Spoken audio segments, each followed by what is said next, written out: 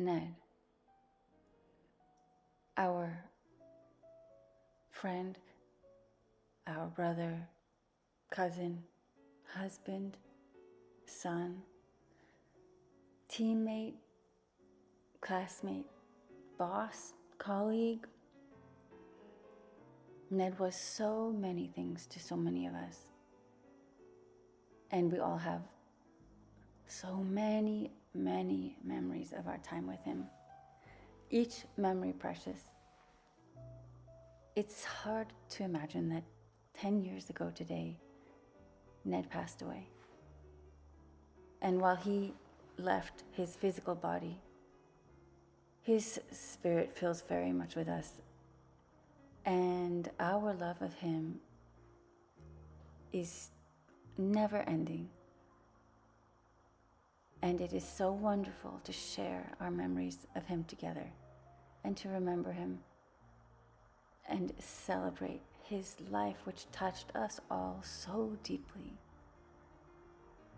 I was so fortunate to be married to Ned, to have 3 children with him, and to know him for the brief time that I did, relatively speaking. He changed my life, and I have so much gratitude for that time together.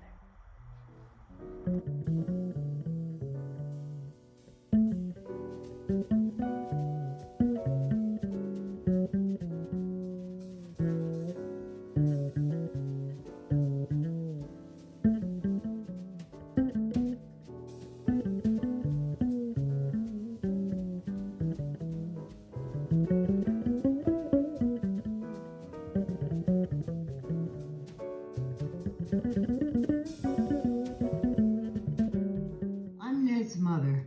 One of my favorite memories about Ned occurred when he was about 10 or 12 or 13 years old. We were alone in the house, and I'd gone through a particularly difficult day. He came into the room and took my hand and said, "Mother, you look sad. Would you like to go out for an ice cream soda?" Needless to say, I was touched. I brightened up right away and said, "That's a great idea, sweetheart. Let's go." We did go, and it was a wonderful treat and an even more wonderful memory.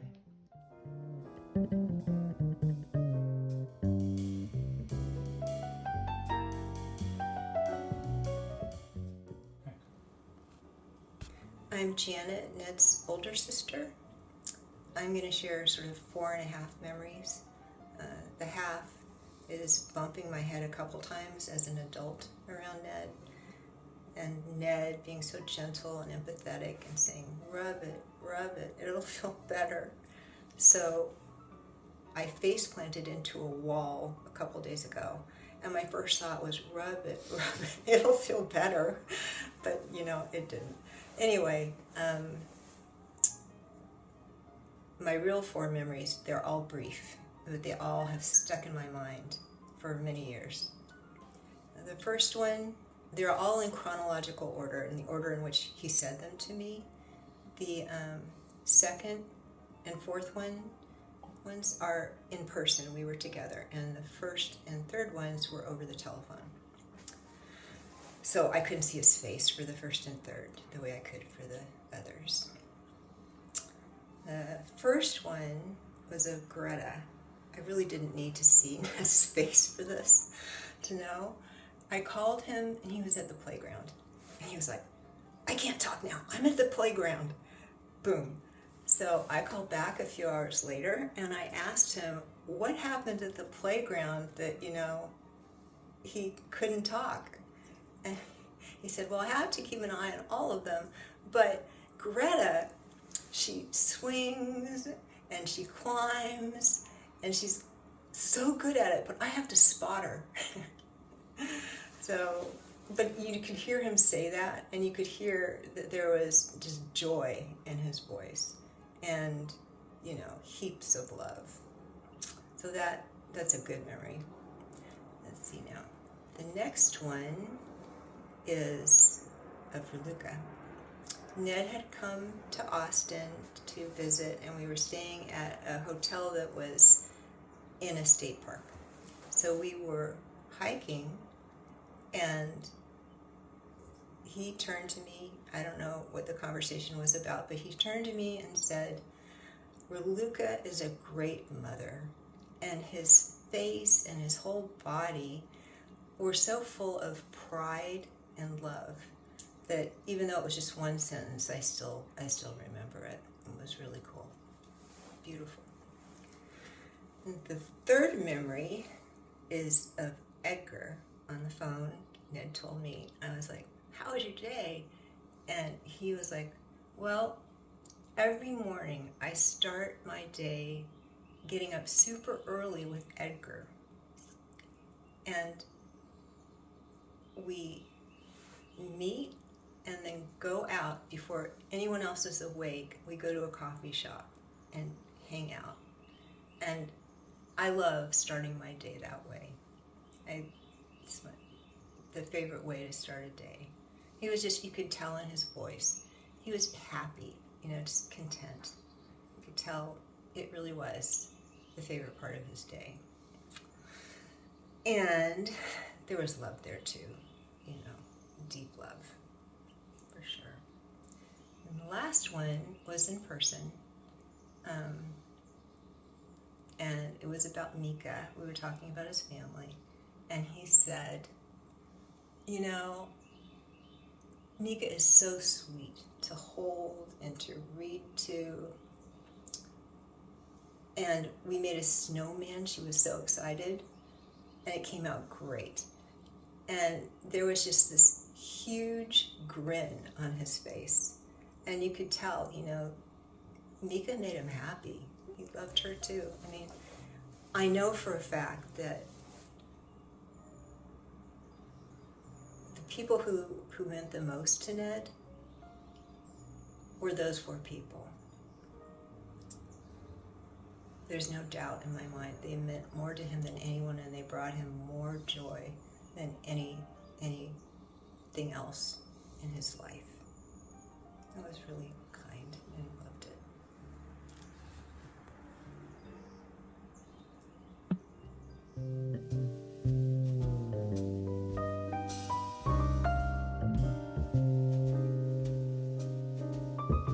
Growing up together, it's mostly the love between us that I remember. Like one time he had a broken ankle, I think more than once, and I so enjoyed making him breakfast and bringing it up to him, and in turn he always helped me with the dishes when it was my turn to do the dishes. He was really inclusive with Billy Evans, doing these wild hide-and-go-seek games outside, or with Lou Davies doing the little castle night thing. We didn't bicker. I don't remember him ever being demeaning. We definitely grew differently in our 20s, but growing up it was very, very loving, reciprocal, very sweet.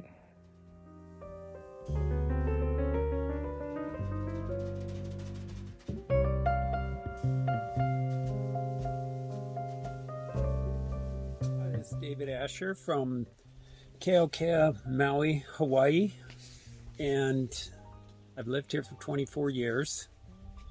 And I first met Ned in December 1997.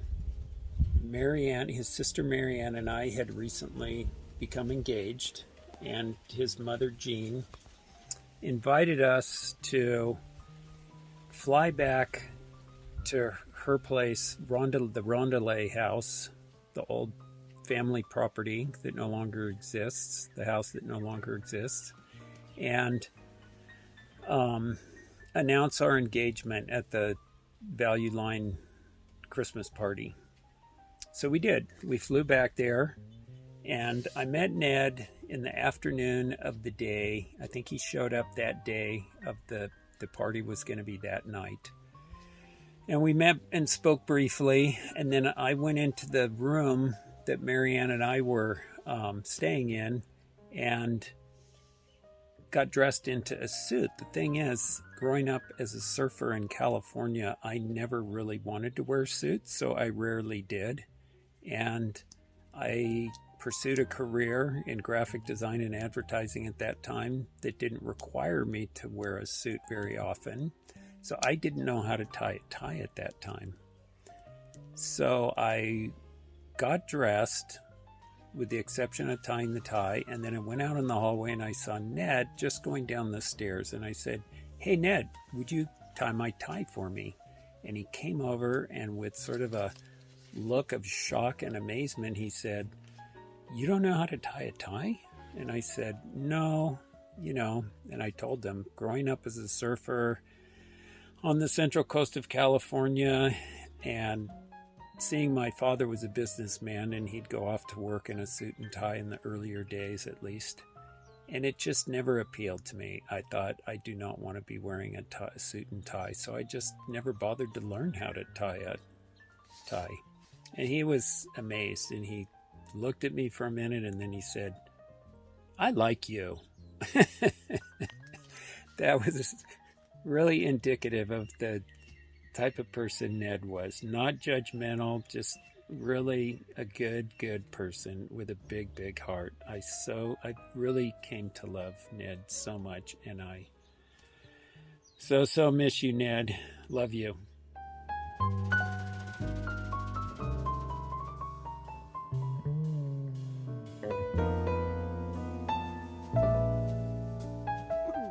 Hey cousins, it's Edie. I'm here at Williams today. Here's Chapin Hall, the Arnold Bernhard Music Center, and probably Ned's favorite place to play ultimate frisbee. I am thinking of Ned with so much love here today, and wishing you all a beautiful October day. Ned, I love you.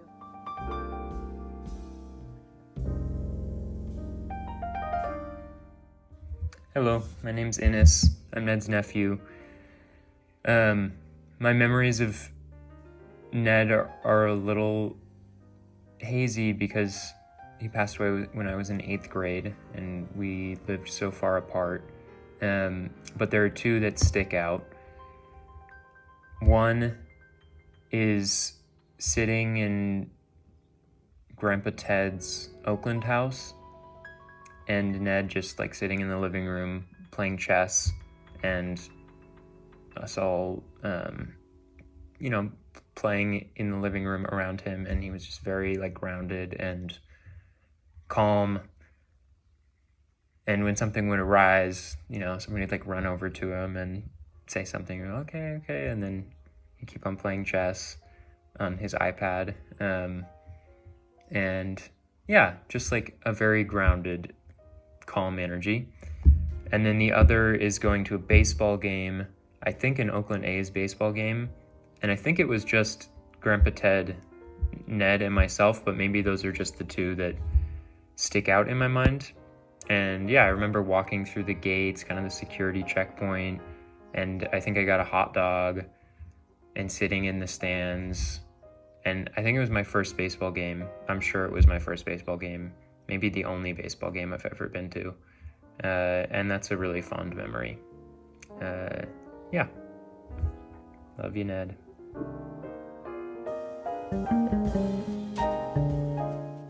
Hello, Howard Brescher.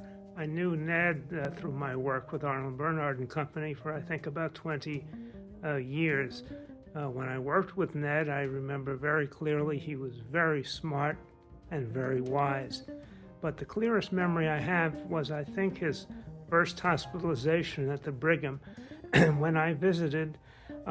Mika and Greta and Edgar and Raluca were all there, and the love that flowed in all directions among them was something I just wanted to scoop up a little of and take home with me. I am Luisa. I'm Mihai. We are Raluca's parents. We live in Lexington, Massachusetts, but spend a few months a year in Greece. As any parent understands, we believed that Raluca was the best thing since the fall of communism. But even our infatuation with her could not prevent the shock when, following her invite to dinner to meet her boyfriend, Ned, we found ourselves looking at Charlton Heston. How and where did she discover him? After getting to know him well, we realized that his greatness was not of the acting type, but rested on his kindness, meekness, and total respect for his family and everybody else. Although not an actor, he was a character whose role in Book of Life was way too short and left an unforgettable imprint on our hearts. Together with Raluca and Ned and their kids, Edgar, Greta, and Mika, his mom Jean, and his sister Marianne and her family, we spent the best vacation of our life in Greece in the spring of 2013. We are lucky to have known him. His memory will stay with us forever. May he rest in peace. Amen. Amen.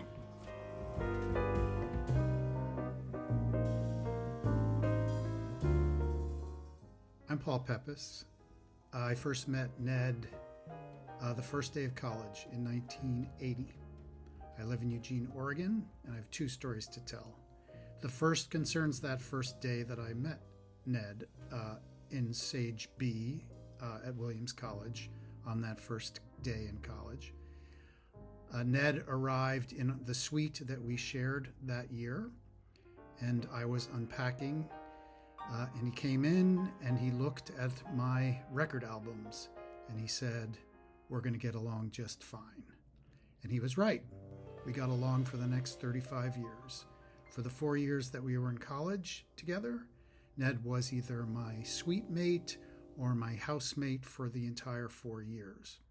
The second story takes place many years later when Ned was in graduate school at Columbia getting his MD, PhD, and I was living in Dobbs Ferry, New York with my then soon-to-be wife, Libby Wadsworth. And Libby and I had both been accepted into graduate school in Chicago. And we were seeking a friend to drive with me in a U-Haul from New York to Chicago to bring all our stuff. And I asked a bunch of people, and the only one who agreed, happily, was Ned. So Ned and I drove the U-Haul, and Libby followed in our car. When we got to Chicago, we got to the apartment that we had rented, and the three of us loaded everything out of the car and into the service elevator at the high-rise that we had rented our apartment in. And when everything was unloaded and we were putting the last bits into the service elevator, I got in and Ned followed me in, and he was holding the keys to the rental vehicle, and he dropped them and they slipped down the crack in the elevator into the elevator shaft. Now, what's most important about this story is that about 4 years later, when Libby and I got married and we were having our rehearsal dinner, Ned stood up to speak and he told that story. And the thing that strikes me about Ned telling that story is that he was using it to make a joke about himself. And it was the only thing that was said at our rehearsal dinner, the only story that was told that I remember to this day. Ned Butner was one of my closest friends of my entire adult life. I still miss him dearly, and I hope he rests in peace, and I hope that his family is thriving. Thanks.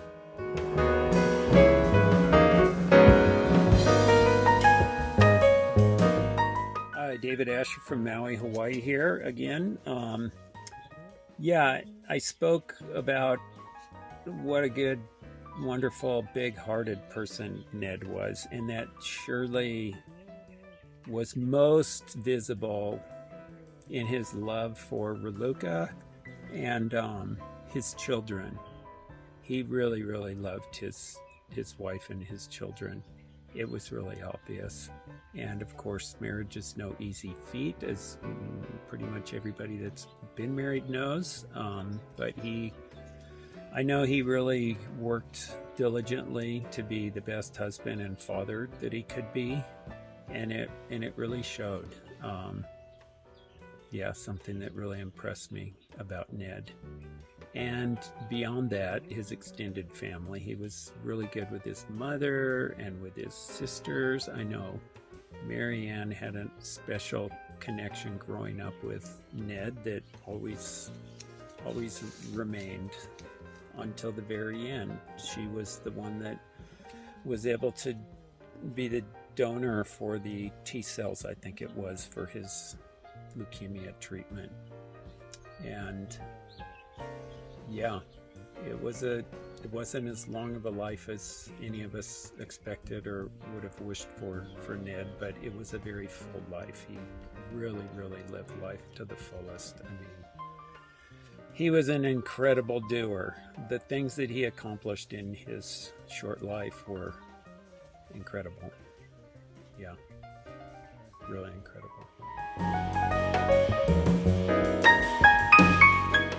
Hi, I'm Mihai, Raluca's father and Ned's father-in-law. Everybody who knew Ned probably knew about his enormous sweet tooth. At one of his birthday party, when Edgar should have been somewhere between 2 or 3, Ned received a large piece of chocolate cake. And Edgar, watching all that, his face filled with blissful expectation. But when he received his piece, all that disappeared, and his bliss turned into desperation, and tears started pouring down his cheeks. Well, the problem was resolved pretty quickly with a bigger piece of cake, but at that time we learned that he inherited his dad's enormous sweet molars.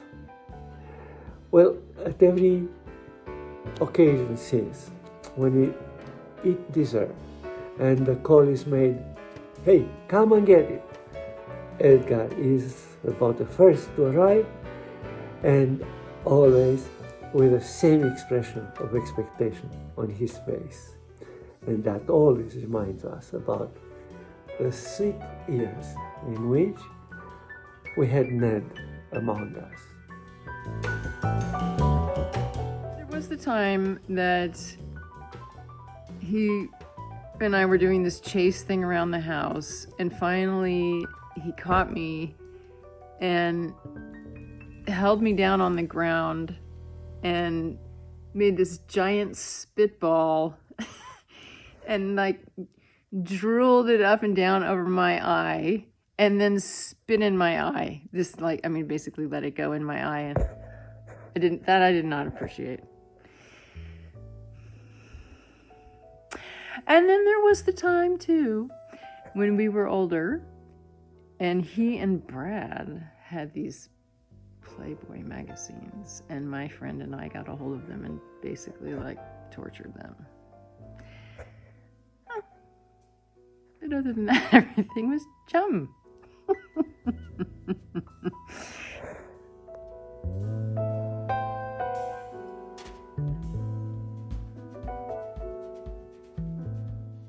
One thing that was incredible was that while Ned was ill, instead of becoming angry or bitter or frustrated or complaining, he just continued to become more and more patient, more loving, more appreciative. He never complained. He was always positive. And I remember one time I was in his room and I was helping him with something, maybe opening the window shade or something, and he said to me, "You are really beautiful." And I thought, "Oh, wow, that's so nice, And he said, "Not like that." He said, inside. Which was, so beautiful, but also made me laugh so hard. He just continued to become more and more beautiful and loving, and it was the most incredible thing to watch.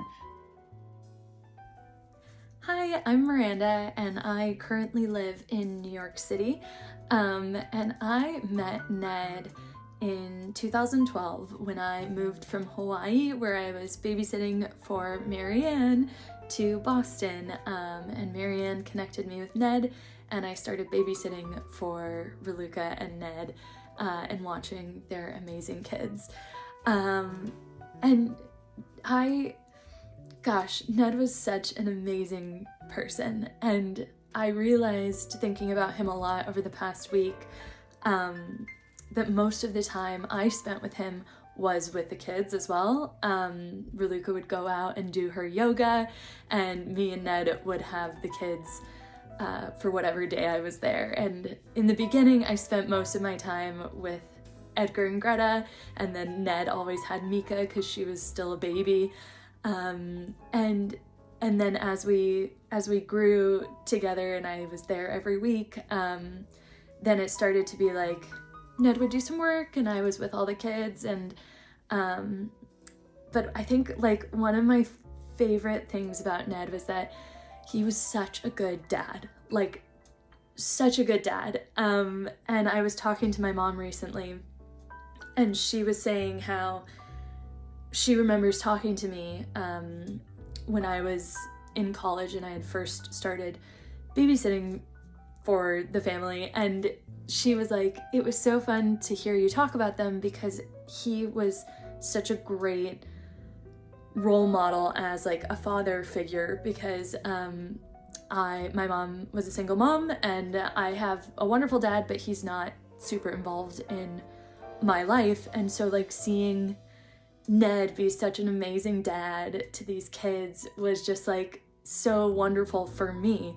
And also just like there were so many times that we were together and I was just always in awe of that.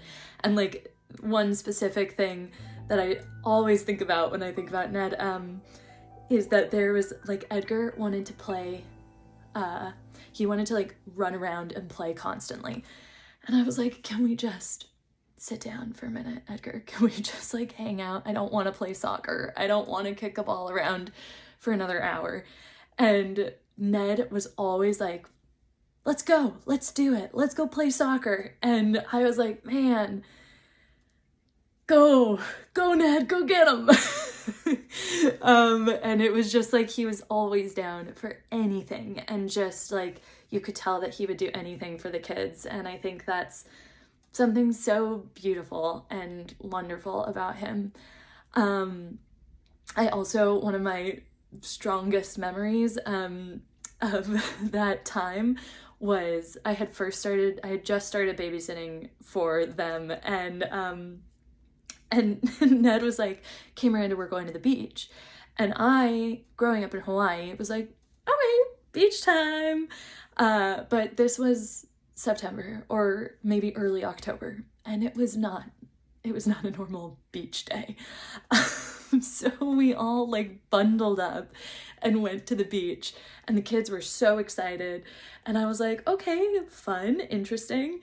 And we get out there and I'm like, it's freezing. This is not a beach day, Ned. And Ned was like, no, it's great. It'll be fun. So we like go outside, and I remember the kids just being like, yeah, let's do it. And they like start running all over the place. They're bundled up in their jackets and their scarves and their gloves. And Edgar comes up to me and is like, I don't want this. And like hands me his scarf. And it's like, this long. It's a little kid's scarf. And I'm like, oh, thank God. And I put it around my neck. And I'm like, this is crazy. It's freezing. Everyone's in coats and jackets and shoes. And I just remember the kids had such a fun time. And Ned was like, yeah, this is, it's just a fall beach day. So that was really fun. And I think a lot of my memories of Ned are just how kind and generous he was. and just like wonderful. He was just such a wonderful man, and we had most of our time together was spent with the kids, but we had car rides. We shared a lot of car rides together because when Luke would come home, Ned would drive me to the train, and so we spent a lot of time in his Prius, and just like talked about all kinds of stuff. Like, he wanted to know what was going on in my life and school, and I remember him talking about his job, and it was so interesting, but also kind of went like way over my head. I was like, yeah, that's really cool. And it was really cool, but I didn't fully understand all of the things that he did. But I just remember thinking, God, he's so brilliant. So yeah, I feel like there are so many things that I could say about Ned, but I think the biggest thing that I remember is that he was just such a strong, wonderful, loving person, and just the best dad on the planet, and I miss him so much. And I wish that I had gotten to spend more time with him, but I will remember him forever, and I love him so much.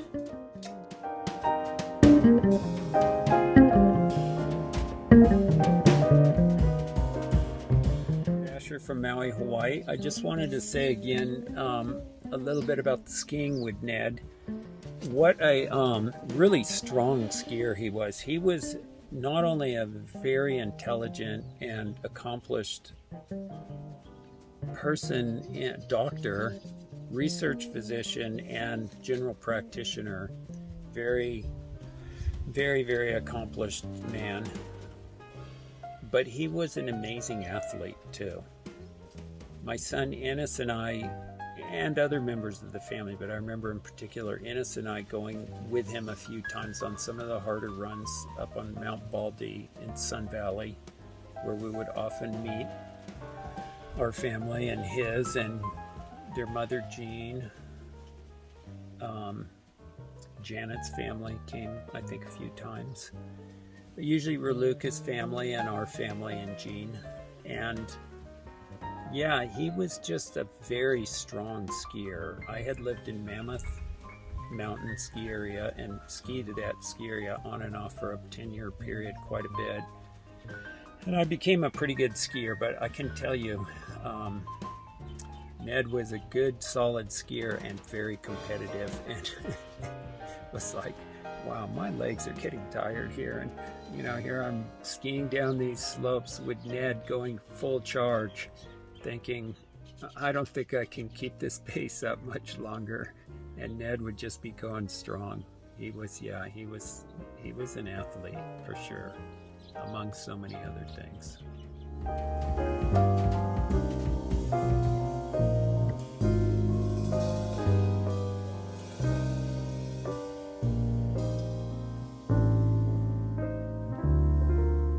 There were two big firsts that I did with Ned. One was camping. I had never ever gone camping before. And when I was just newly pregnant with Edgar, we went camping up in Maine with a couple of friends of Ned's. And it was quite an experience. I mean, as an adult, to first try camping, it was beautiful. And then another first with Ned was on that first camping trip together, I saw a shooting star. And that's the first time in my life that I had ever seen one. It was so incredible. What was also truly amazing to me was that after everyone had left, after Ned passed away, I was coming out onto the porch here and sitting, and I would look up at the sky. And one of the first days that I did that, after everyone had gone home from being together, I saw a shooting star, a beautiful shooting star. And of course I thought, Ned, there you are. And then the next day, right here on our porch, my friend Peter came over. He and his family lived nearby and had always been asking me how I was doing, how we were doing, and our families are good friends. Anyway, he came over to see how I was doing. The kids had gone to bed and it was night again. The stars were out.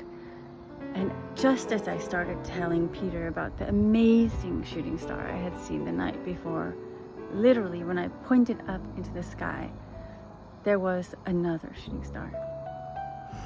And I just felt Ned everywhere. And that's the last shooting star I've seen. But how memorable, just like Ned.